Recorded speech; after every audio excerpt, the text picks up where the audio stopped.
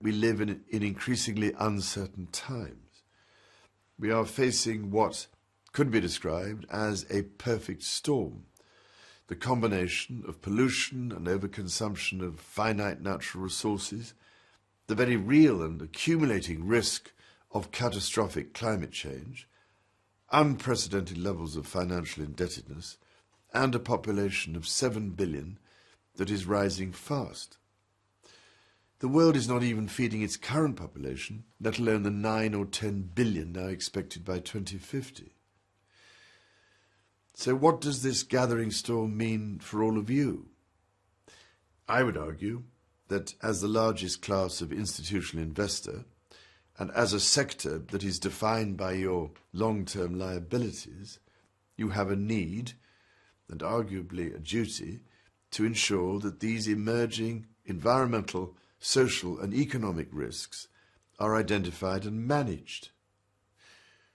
With an ageing population and pension fund liabilities that are therefore stretching out for many decades, surely the current focus on quarterly capitalism is becoming increasingly unfit for purpose.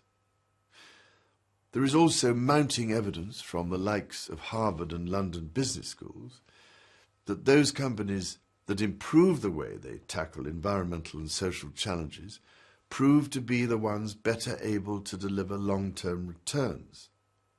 So you can have your cake and eat it. Recently, I convened an event for pension funds, along with 4 of my charitable initiatives, to look at the issue of resilient investing for the long term. And I was struck by a number of the comments I heard. For example, Paul Woolley, a former investor who now runs a centre on capital markets at the London School of Economics, noted that for a fund manager, trying to do the best each year is a recipe for doing badly in the long term. And David Blood, who set up Generation Investment Management with Al Gore, shared his investment record, which demonstrates clearly that the integration of sustainability leads to long-term value creation. Now, I know that old habits die hard and that it is difficult to make the first move, but is there not a case for ensuring your portfolios are resilient in the long term? Could you do so by incorporating sustainability into your mainstream strategy, rather than having it sit in a subordinate silo?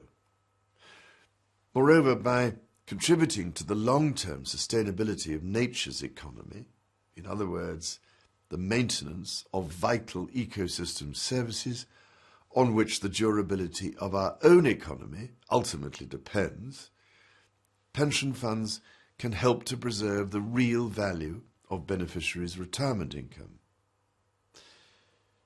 Ladies and gentlemen, your sector plays a very significant role indeed in how our economic system works, both now and in the future. So it really does fall to you, I'm afraid, to help shape a system designed for the 21st and not the 19th century, which is why I can only urge you to deploy your considerable human ingenuity to make that innovative and imaginative leap that the world so badly needs.